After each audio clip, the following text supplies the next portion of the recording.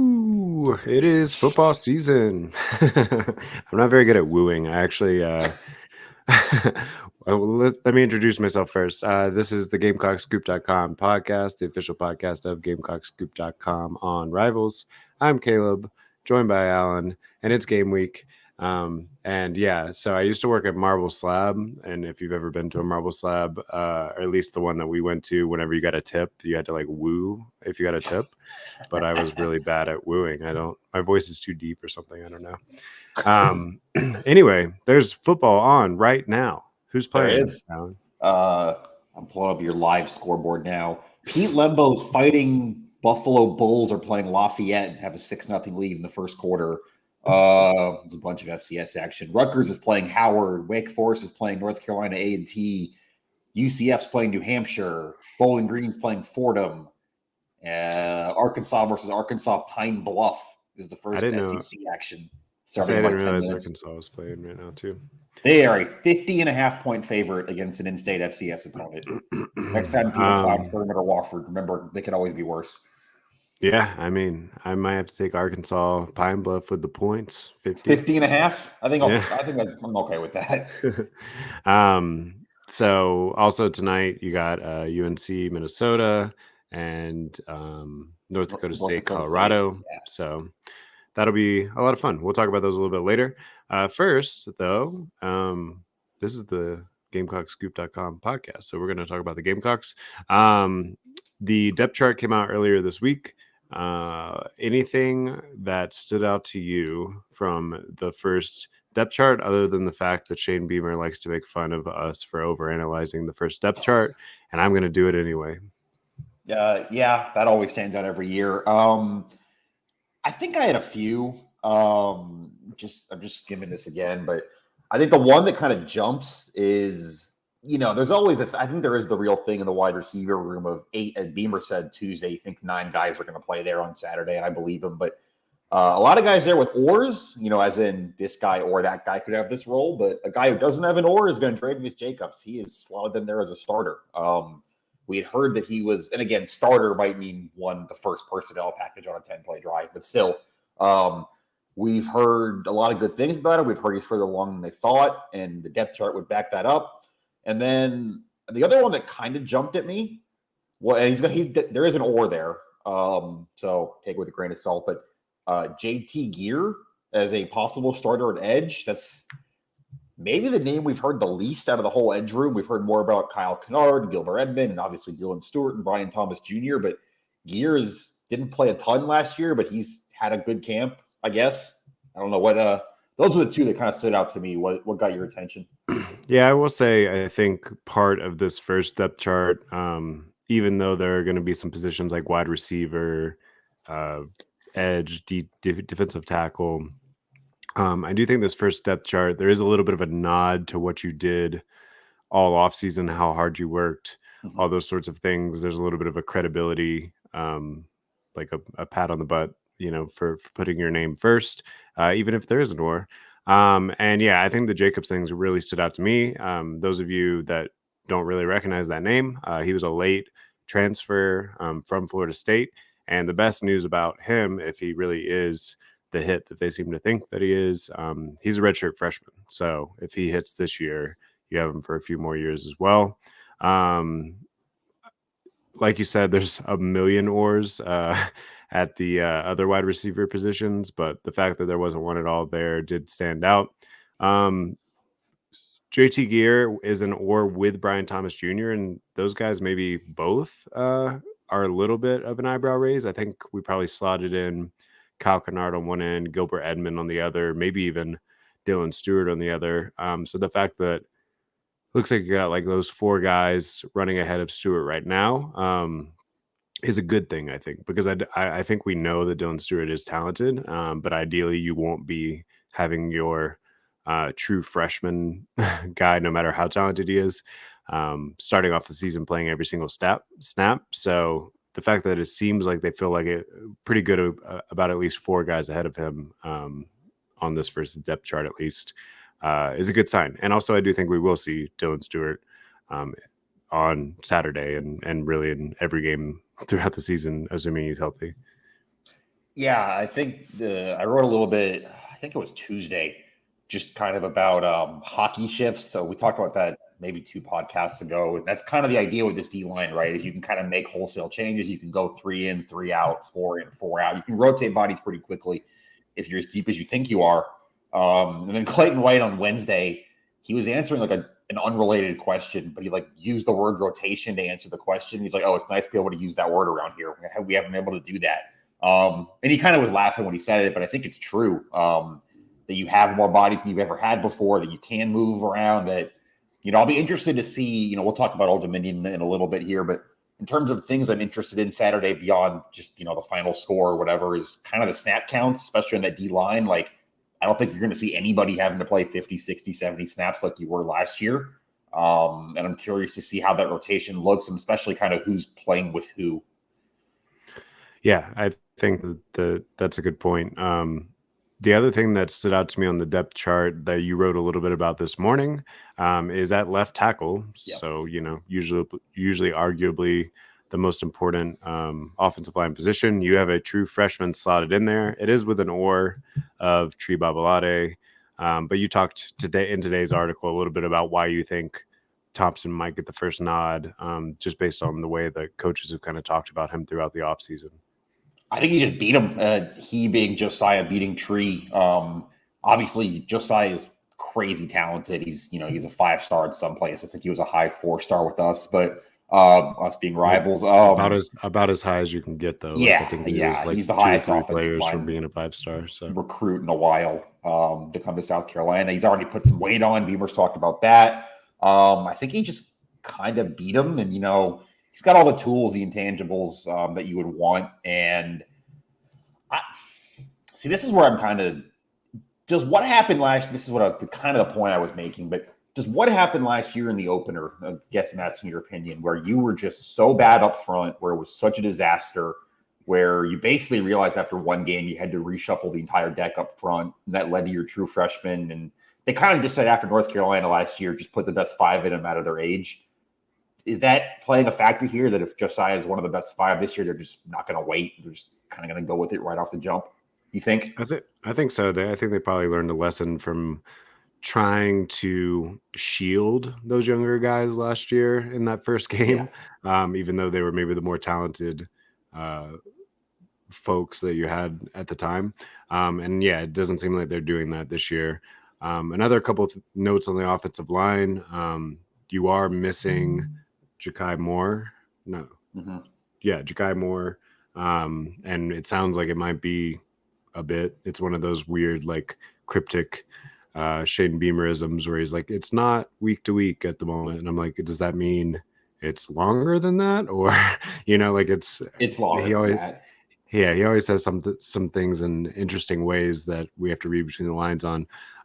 So that's a little bit of a bummer, but I do think just we've talked about it all off season. Just overall, you have a little bit more depth. I think you still feel pretty good if Tree does have to end up playing some snaps, either left or right tackle or whatever. So we finally get to see Case and Henry hopefully Yeah. stay healthy for an entire game and see what he's got.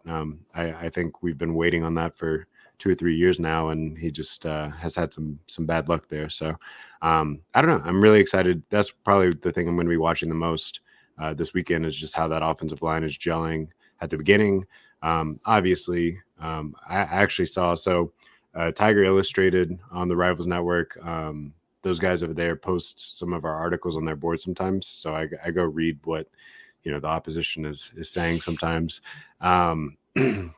And one of their posters did have an interesting point of, like, even if they look good this week, it might look a little different against SEC defensive ends, which is Mm-hmm. a fair point. But still, I think we can gather some things from this week. I mean, we've seen last season we saw the offensive line not look particularly good, even when the opponent was supposed to be inferior. So Yeah, and that, I guess, I don't know if you have anything else. Oh, one more depth chart note before we move on, but you do have a kicker battle decided. There's no or there. Alex Herrera won the job. Beamer confirmed that Tuesday, said he had a better last 2 weeks at camp, and he went out and earned the job.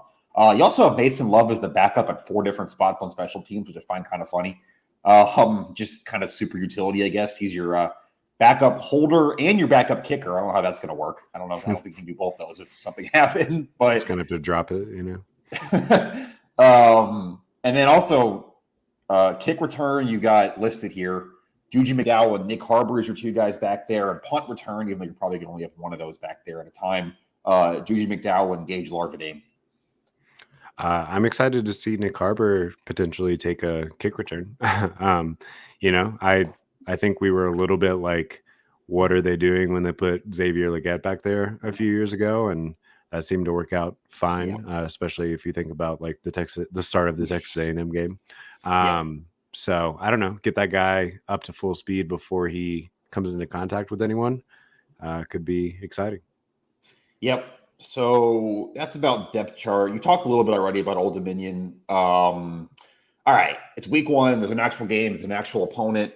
South Carolina is a 21-point favorite Saturday against the Old Dominion Monarchs. What are your first thoughts, kind of first impressions on this as an actual football game? I'm not just talking about South Carolina and how, what you want to see from them. Well, we heard from Shane Beamer and I believe a few of the players, probably because it gets filtered through in their meetings and stuff. But they were five. They lost 5 one-score games last year. They very nearly were a double-digit win team. If you're giving their upside case, like Shane Beamer and understandably will, in a game that you should be, you should be overmatching them. I think we talked about it a little bit earlier in the offseason. I think it's a very similar setup to that Georgia State game a couple years ago. This will be a decent Sun Belt team. It will be a good gauge for where you're at. It wouldn't surprise me if they hang around for a little bit. Wouldn't surprise me if South Carolina's offense gets off to a little bit of a slow start, just based on everything we've heard from spring and through preseason camp, that they're still finding their footing, I guess. But also, I think as good as the South Carolina defense, or as good as I think the South Carolina defense is going to be this year, maybe the offense will be relieved to see Old Dominion on the other side instead of who they've been practicing against so far. So this is what I wanted to get at here. And I got more coming in a final preview tomorrow. Do you know there's 134 FBS teams? And for reference, South Carolina was 102nd, I think, where Old Dominion ranked last year in sacks allowed. I don't know where they ranked in sacks allowed. Well, they went to a bowl, so I would say pretty good, like 20th. 134th. They gave up, Wow. even with 6 wins, they gave up 63 sacks last year in 13 games.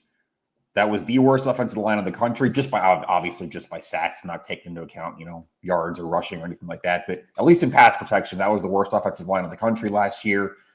Some of those guys are back. Some of them they portaled. They've kind of mixed and matched there a little bit.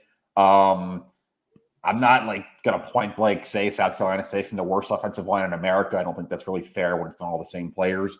But this is a proof of concept spot for your D line. Like if it's as good as you think it is, you should be getting a lot of pressure on these guys pretty regularly.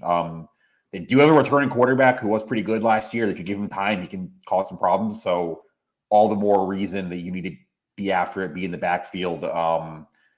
It's not the worst offensive line you'll face all year, but it's probably pretty close. Maybe Wofford, Akron, Yeah. I will say that they did bring in a portal guy from Illinois, Zach Barlev, along that front, and they do return their top starter from last year.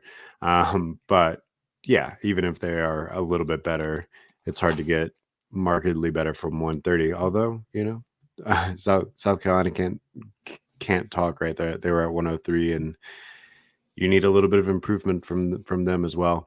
I think Old Dominion might score some points here and there because of the variability of their quarterback. Grant Wilson threw for over 2,000 yards and 17 touchdowns last year. He's pretty mobile too. Like he's not necessarily like going to put up 100 yards on the ground or anything like that, but he extends plays probably because he had to pretty often last year. And yeah, he keeps his eyes downfield and can let plays kind of break open over time. So you are going to have some discipline in the secondary if you're not on the plays that you're not getting that pressure.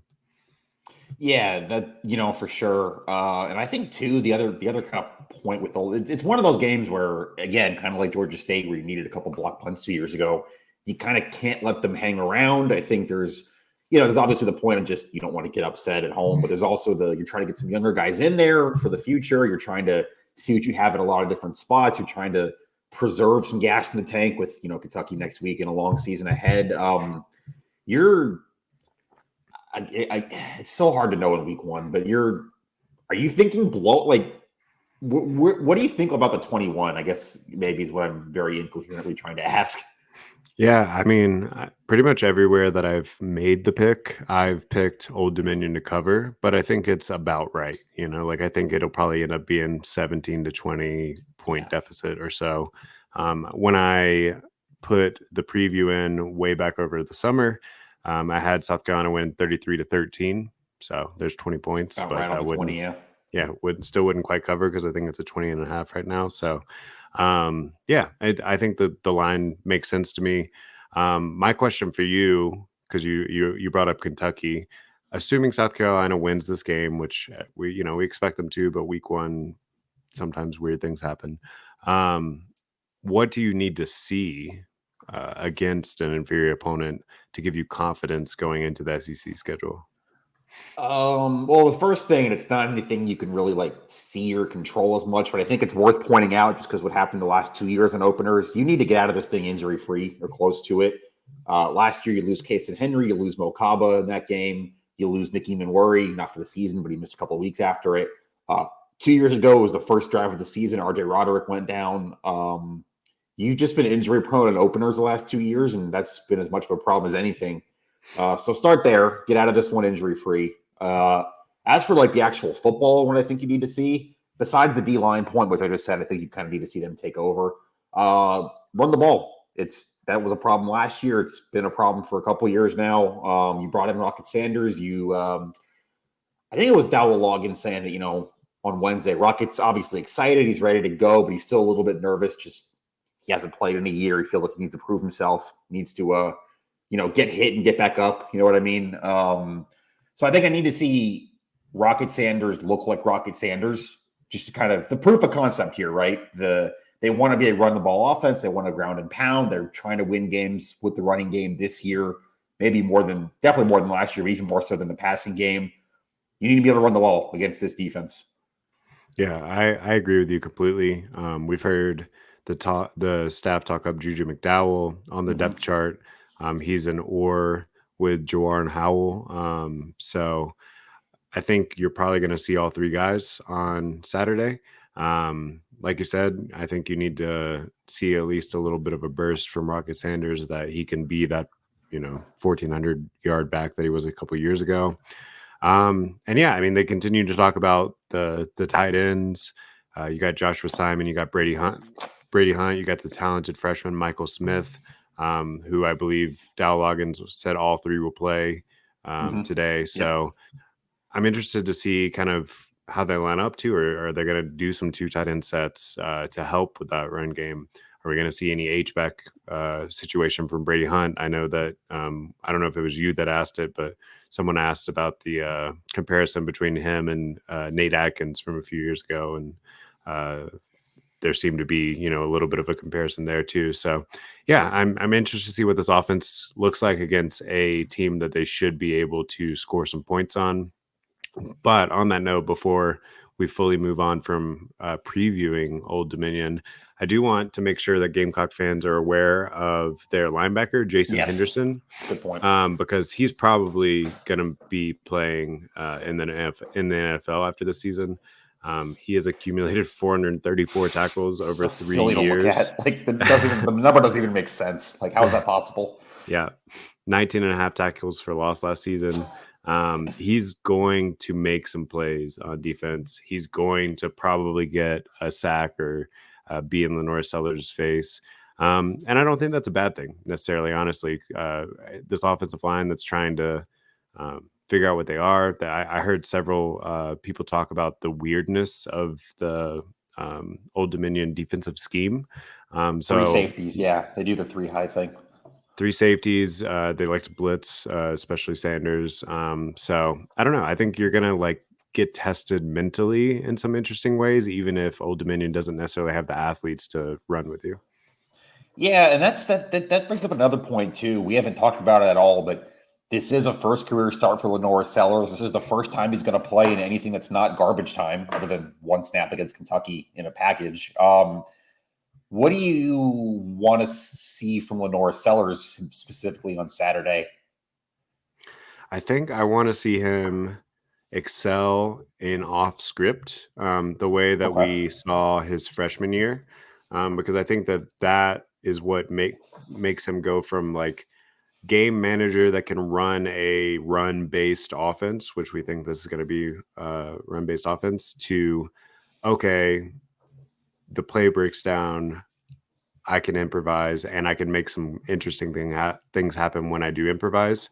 I mean, I think back, I believe it was Furman last year, where we found out after the game that he was not supposed to go deep and he just Yes, did. the Nick And Carver touchdown or yeah, Tyshawn Russell, excuse me. Yeah. yeah, threw that deep touchdown pass to Tyshawn Russell. Um, Not that I want him to be actively ignoring calls or anything like that. But I do think that there's a little bit of a like gamer vibe to him, at least in what we've seen so far, where sometimes you just like roll the ball out and things happen, even if they weren't the thing that was scripted to happen. So I want to see more of that and see if that can continue to develop. And, it's kind of funny with young QBs. I feel like sometimes coordinators and stuff could like beat that out of them. And so I don't know. I'm interested to see where the balance in him as the leader that's following, the script versus the talented athlete that can make some crazy things happen. Yeah, for me, and I was going to preempt, I can feel myself sounding like a football coach right now, like a cliche, like a coordinator, like whatever. I want to see Lenore Sellers in as many different situations as possible. It would be highly ideal if you get the ball back with 90 seconds left in the first half and two timeouts at your own 20. Just see him run a 2 minute drill. A third and 12 somewhere, just see what it does in third and long. I think a red zone possession would be very good. It's first and 10 on the 18-yard line. You got to get 2 first downs in a tight, condensed field. A backed up situation would be good. Old Dominion pinned upon at the 5. How does the North handle that? Just as many different kind of things that a football game can throw at you as possible. Because for all that we, have heard about Lenoris and have seen a little bit and like about him, he hasn't really had to do any of those things in an actual game. Yeah, I think that's a good point. And also to get into some of those tough situations with the home crowd behind you, Yep. because very quickly next week, you're not going to have that against a pretty scary defensive line at times Yeah. too. So, yeah, I think that that's a good point too. I mean, basically, you want to be in control of this game to the point that you can treat this like a de facto scrimmage, or a preseason game or whatever. Um, and yeah, I think that the schedule plays out nicely in that way that you at least have the luxury of that, and a couple of them mixed in, despite the difficulty of the SEC slate. Yeah. Do you want to make a pick for this game now, or do you want to do like some the season long stuff we have planned, and we'll go back to at the end of the show and finish with a score prediction? Yeah, that works. Okay, so we'll go to some season stuff. Yeah, so obviously week one, before week one, we haven't seen anything actually play out on the field. So let's put our money where our mouth is and pick some of the season long sort of stats that could happen. First up, who do you think is going to be the receiving leader at the end of the season for South Carolina? Yeah, I know I said Josh Simon when we talked about this last time, but I think I'm going to change my answer. I like Jared Brown. I think he's going to be involved in a lot of different ways. I think that the kind of speed and the way that plays is going to work. I think he works with the deep ball stuff for Lenore as well. I think the short crossing stuff was, a big part of that coastal offense. I just think they're going to find a lot of ways to get Jared Brown the ball, and he ends up leading the receiving room or receiving yards. You can choose a tight end or a receiver. That's who I wrote down too. So I'm going to say that is my pick as well for some of the same reasons. He was the other wide receiver that does not have the other starting wide receiver on the depth chart that does not have an or beside his name, although he's got some ors behind him or whatever. So yeah, and kind of the person I was most excited about when they got him out of the portal. Sounds like he's done everything he needed to do since he's gotten here, and it sounds like they're going to build like specific plays Mhm. around his skill set, like you said. If I had a dark horse, I would probably still say Joshua Simon is my dark horse. I do think he's going to be a very important part of the receiving game throughout the year this year. If I took a dark horse before I move on, I'll say Mazio Bennett. Yeah, That's off board, but I think he's going to have a big year. yeah. He didn't end up on the actual depth chart, did he? He is. He's got an or, but he's the one of the, you know, hang on, I'm pulling this back right now. They wanted the like five in that middle Yeah, position. you've Yeah. got a very nice casual, everything makes sense here. 4 ors for the same spot. You've got Gage Larvadain, Mazio Bennett, Peyton Mangrum, and Luke Doty. Yeah. No, I think that's a good name to bring up. He, as far as we've heard, had an excellent spring, and Yeah, we saw him have a pretty good spring game, and then an excellent preseason camp. So he's going to be on the field. He's going to get some passes thrown his yeah. way for sure. What about rushing leader? I mean, maybe that one's kind of obvious, but we'll Yeah, talk later. I mean, I put it on the sheet just because you kind of have to do that if you do receiving, but like it's Rocket, right? Like if it's anybody but Rocket, I think you're having a very different conversation about this season. Yeah, I agree. If for some reason he wasn't able to make the whole season, I am kind of excited to see what Jordan Howell has, and I do think we're going to see him spell Rocket a good bit. I don't think that they're going to treat Rocket like a Marcus Lattimore of old, where he's getting 35, 40 carries a game or anything like that, because I do think you have some pretty good depth in that room. I also think you're probably going to have some Juju McDowell specific run schemes, Mm-hmm. like where you're not necessarily running him directly up the middle, but trying to get him out on the edge and let him use that wiggle and speed that he has. So, Rocket Sanders is the answer for sure, as long as he's healthy. What about your interceptions leader on defense? Yeah, this is a fun one because obviously, it's a pretty old secondary, got a lot of experience. He wasn't even at South Carolina. I mean, this is not my pick. I'm just having a stat. Of players on this roster who played college football last year, do you know who led in interceptions? Because there wasn't someone who was on South Carolina's roster. They're not on the roster now, you're saying? No, they weren't last year, but they did. They had more interceptions in their school than anyone on South Carolina did last year. Oh, interesting. Well, based on that, is it Gerald Kilgore? No, it's Demetrius Knight. He had 3 last year. Oh, yeah. And he had two for a touchdown, I think, or at least Yeah. one for a So touchdown. that's interesting. That's not my pick, but I thought that was an interesting number. My pick is actually going to be Jalen Kilgore. I think he's just rangy. He's athletic. He's going to be lined up in a few different places. Kind of flexible in that nickel spot. He's going to be near the ball. I think he's got pretty good hands too. So I'm going to say Jalen Kilgore, but this one's kind of throwing a dart. It's going to be pretty spread out, I Yeah. think. I went with the safety too. I went with DQ Smith. I feel like of the two safeties, I mean, they both hit, but I do feel like DQ Smith is a little bit more of that like free safety hanging out center fielder sort of Yeah. vibe, whereas Nick Amori is if there's someone coming across the middle, he's trying to take their head off instead of go for the ball necessarily. So I mean, they both are really good at what they do, but Yeah. I picked DQ Smith.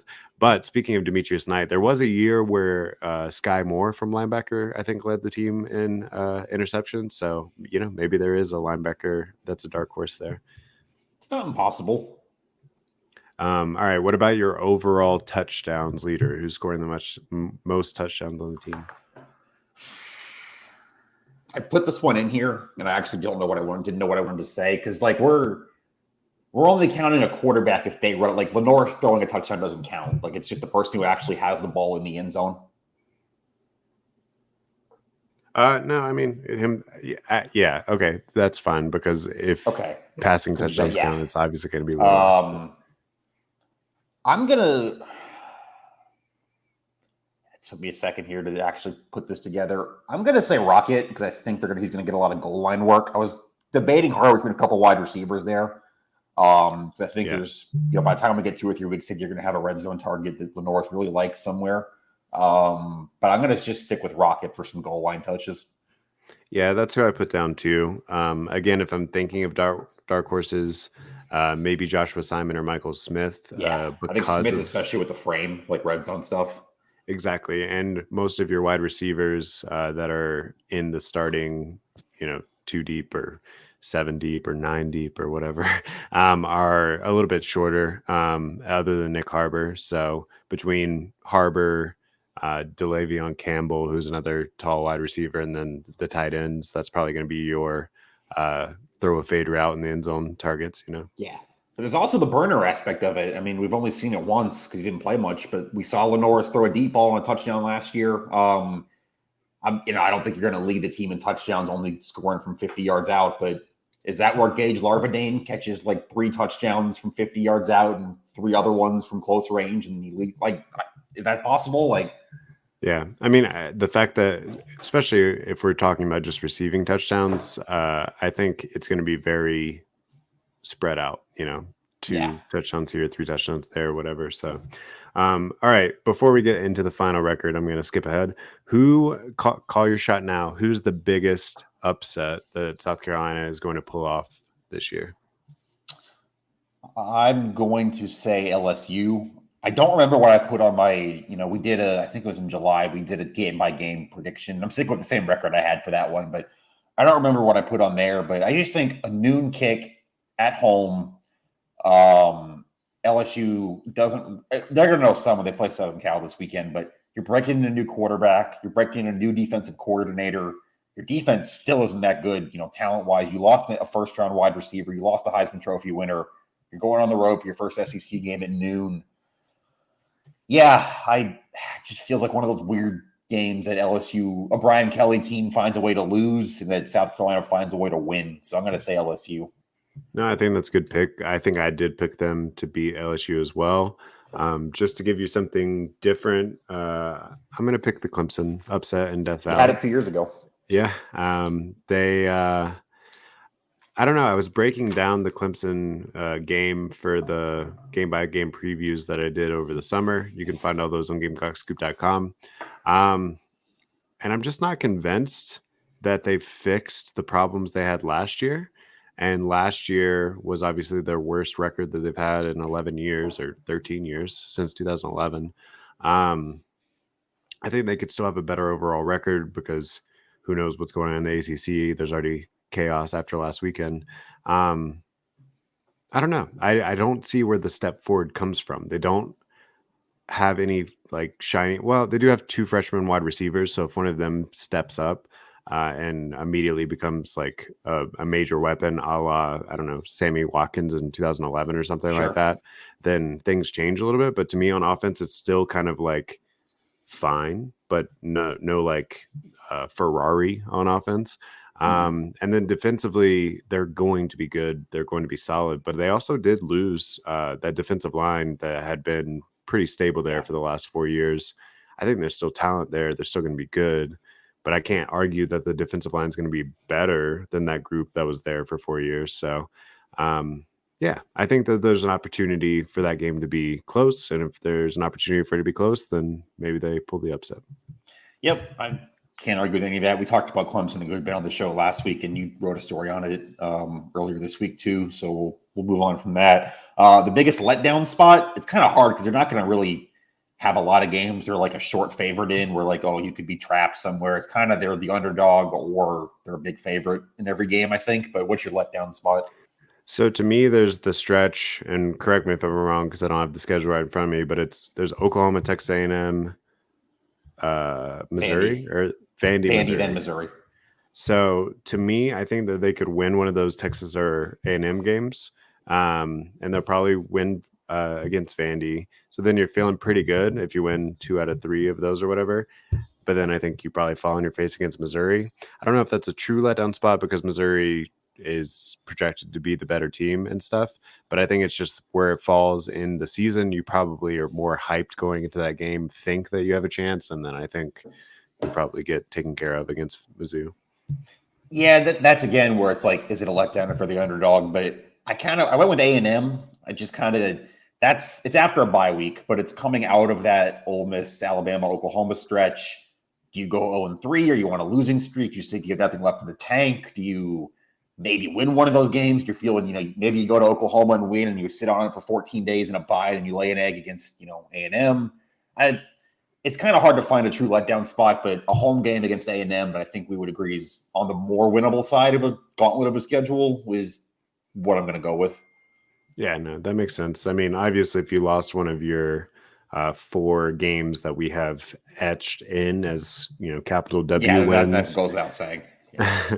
but I don't find any of those very likely, and they don't really fall after a moment that you might be riding high. So It that is a also isn't even tough like one, that wouldn't even qualify as a letdown. That's like a catastrophe if you lost to right? old. No, I'm serious. Like that, if you lost any of those 4, that would be a full blown nuclear meltdown of the fan base. It's not like a letdown. Absolutely. Yeah. Especially with the way the schedule lays out because Yeah. you're not feeling good at all if you lose any of those. All right. One more before we get to our record predictions. Who is your rookie of the year? And I qualify that as just a true freshman. I mean, there's a lot of redshirt freshmen and transfers that probably could be it, but your true freshman at the end of the year, that's the MVP. Yeah, Shane said actually today on the show on Carolina Calls that he projects 11 true freshmen to play Saturday between offense, defense, and special teams. I don't know if that's 11 lining up at the line of scrimmage or if that's 5 of those guys are going to run down and cover a punt. But still, I thought that was an interesting number he threw out. I'm going to stick with Mazio Bennett. Had him as a dark horse for the receiver. I think there's opportunity there for him. I think it's a little bit of a more interesting answer than just saying Dylan Stewart or Josiah Thompson, which is fine. I mean, they're both studs, but I think Mazio Bennett's going to be a big part of this and develop a rapport with Lenoris pretty quickly. So I did go with a boring answer with Dylan That's Stewart, fine. but I Yeah, think it's it's a five little bit star. I think it's a little bit less boring now that we see the depth chart for week 1 at least. Yeah, He's not slotted in there to play every snap, but I do think when he's in there, his snaps are going to count. He's going to be in there on obvious pass rush situations, and I think he's going to get home a few times and make a big impact on some games. I would say Josiah Thompson because he's going to have more opportunity, especially if he's starting from week 1. But it's kind of hard to say offensive linemen, even if they are great, because if they're yeah, great, then you don't notice them. right.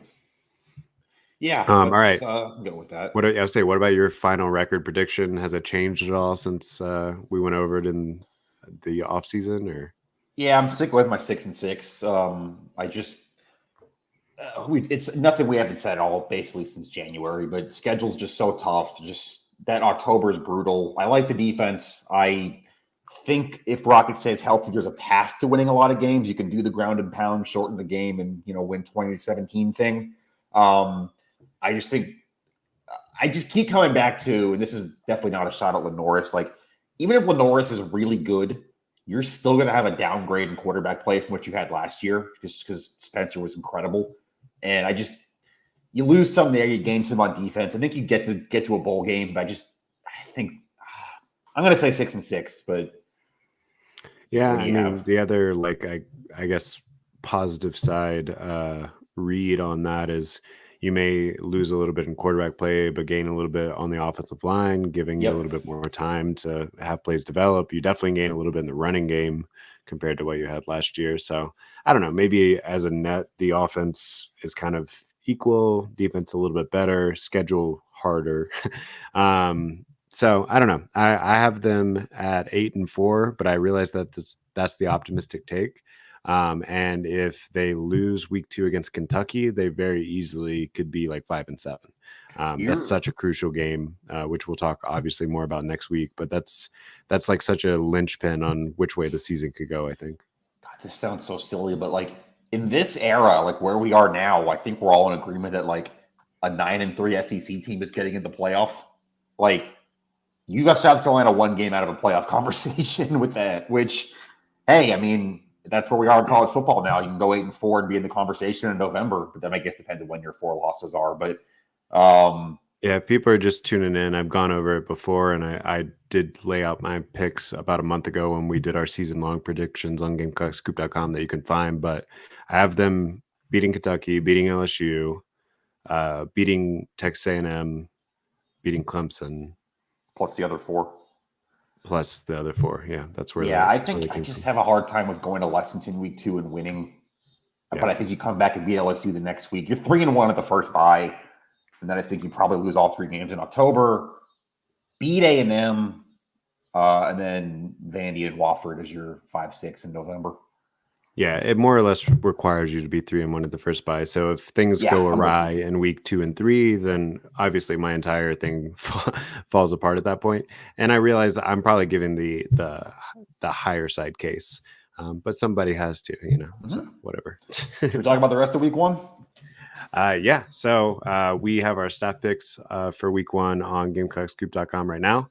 You and I are tied, I think, after I week think we all 0. kind of bombed it against the spread last week, but I came out ahead against the spread. oh, did you? Me, so I'm beating you against the spread right now. Actually, I yeah, think I'm like 1-4, but 4-1 straight up. Is yeah. that what it You was? did not, yeah, you did not make any money last week.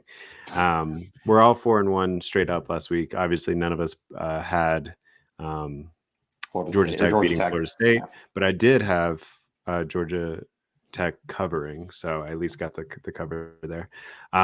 Anyway, so this week we've picked quite a few other games. Let's talk through some of those. Starting tonight, starting in 3 minutes, North Carolina and Minnesota. What do you think is going to happen?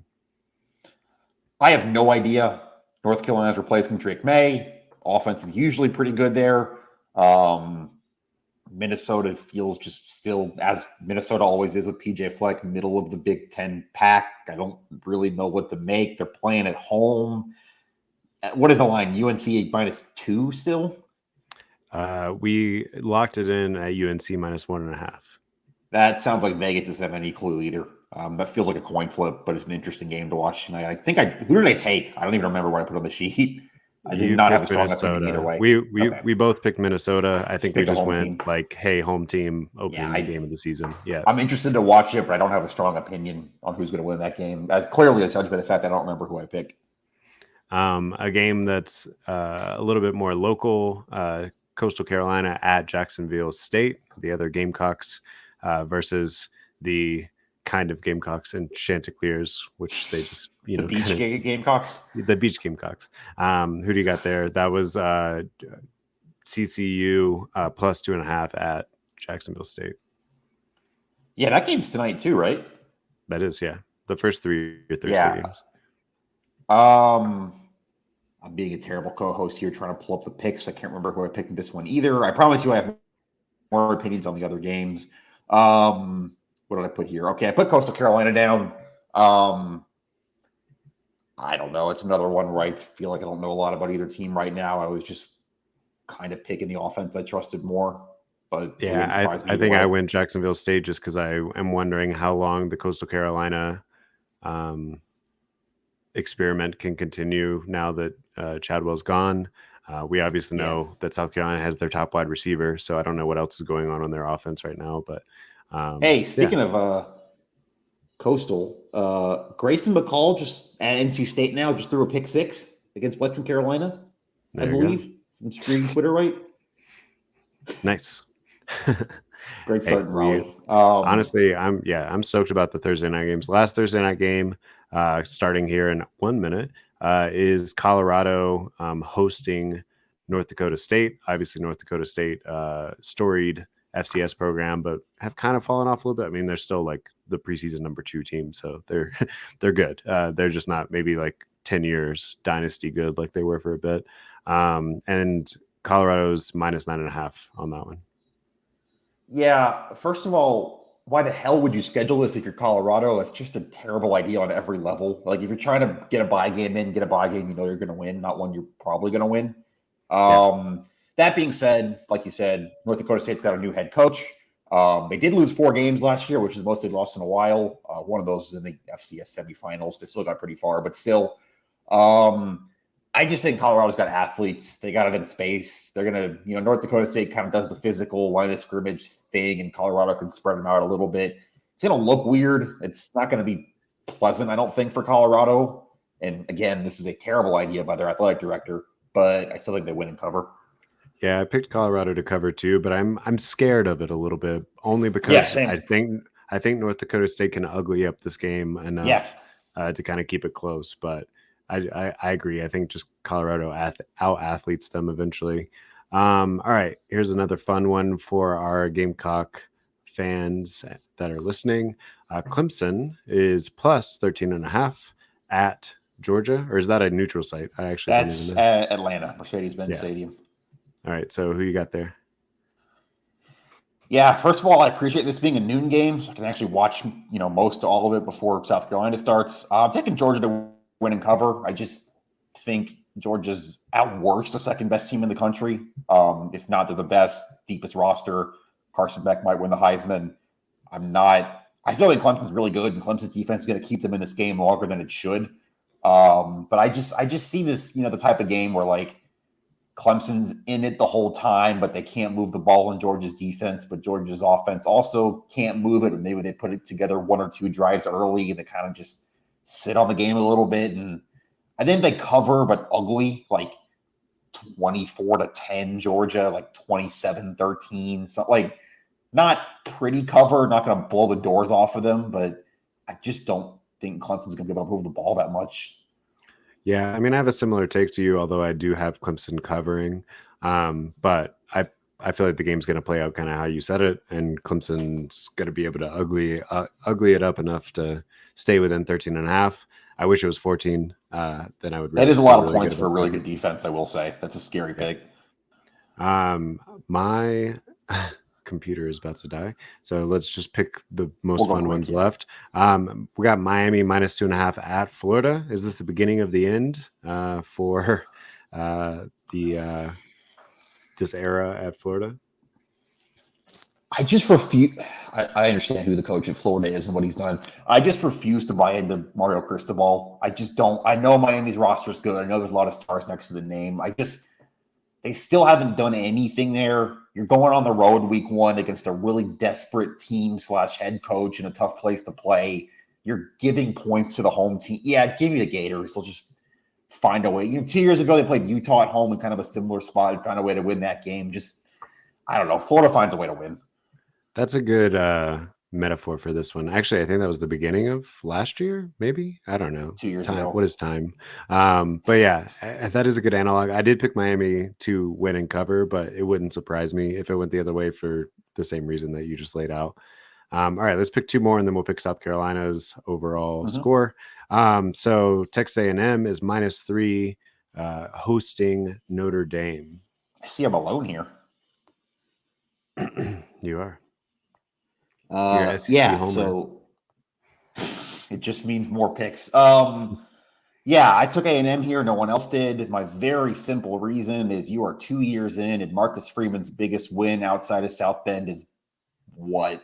I mean, they had that one win over Clemson his first year. That was a home game. Again, I mean, they played Ohio State pretty down to the last play last year. That was a home game. They just haven't done much on the road in a while. This is going to be a pretty ridiculous atmosphere. And I'm just a Mike Elko guy. Like, I thought he did a great job at Duke. I think this is even a year one. Mike Elko is still going to be the most talented roster he's ever coached at A&M. I think A&M's a 7-5 team, but A&M playing at home, what I'm sure will be a deathly miserable Texas August heat Notre Dame's not used to, finds a way to grind out a win. I think maybe the thing that I have discounted here is Mike Elko is pretty familiar with Notre Dame because they were adjacent ACC members or whatever. But I mean, I'm not I did confident pick, in that pick at all. Like, I wouldn't yeah. be the least bit surprised Notre Dame won, but I wonder what the I don't feel great about Texas A&M this year. I don't know why though. Maybe I'm just still hungover from the Jimbo years, and I could be terribly wrong. We'll find out. And then the game that everyone's pretty much the most excited about this weekend, LSU is hosting Southern Cal. They are a 4-point favorite. And that feels like too much for an LSU not team that I'm hosting. not. It's games in Vegas. Oh, sorry, neutral site. LSU is technically the home team in Vegas. Well, I just ran that Anyway, up because that's a very different proposition than Death Valley, but continue. true. But anyway, I personally don't have I'm not very high on LSU this year, as we've obviously already discussed. Both teams have to replace a lot. I'd like the offense to work still under Lincoln Riley for SoCal. I don't know that the offense is going to work yet for LSU. So I think it's going to be a track meet, and USC figures it out. Yeah, I picked LSU to win and not cover, favored by 4. I'm just seeing a late field goal here. I just so am not into the Lincoln Riley thing yet. I think he kind of wasted 2 years of Caleb Williams, if we're being honest. They're replacing a quarterback too, just like LSU is. I still am yet to see anything resembling proof of concept from Southern Cal's defense. I think LSU's got better athletes, and it's a weird game. They are pretty similar. They're both replacing, pretty dynamic quarterbacks and have suspect defenses, but I don't know. I think LSU gets a late field goal and wins it. But again, interested to watch that one, especially because it's Sunday night. It'll be a standalone game. Definitely. All right, real quick, 2 seconds. What's your score prediction for South Carolina, Old Dominion? South Carolina 35, Old Dominion 13. Win and cover. Get out in and out with no injuries, and you bring on maybe your biggest game of the year the next week. So over the summer, I said 33-13. I'll make it a little bit tighter. Okay. I'm going to go 30-14. Okay. 30-14, but pretty much the same. All right. I'm going to sign off before my computer dies, but this has been the GamecockScoop.com podcast. We will be back on Sunday. We're doing 2 shows a week now that it's football season, and we'll be back on Sunday to talk about everything that happened. See ya. Oh, no. I got the color wheel. Well, we're still on stream. I don't know why it's not. Okay, I'm just gonna. Okay. Oh God!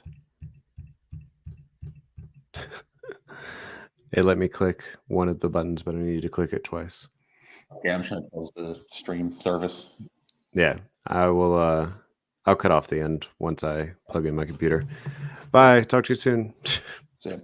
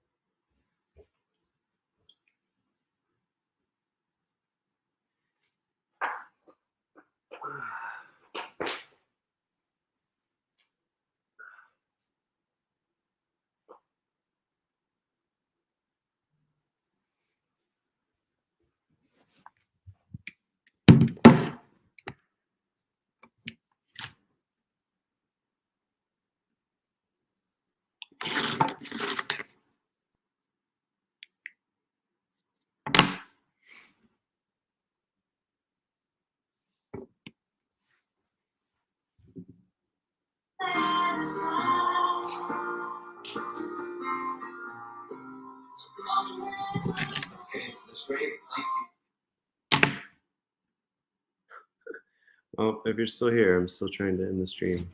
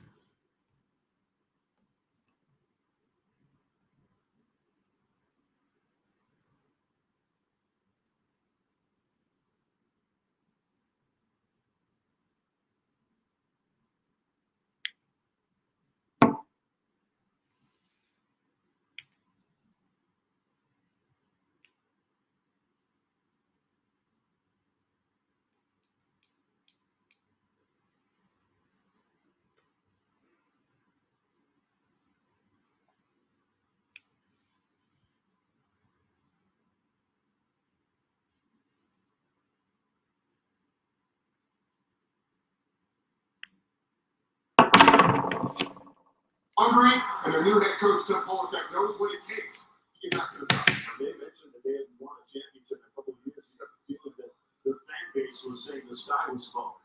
They must be. I think they won 9.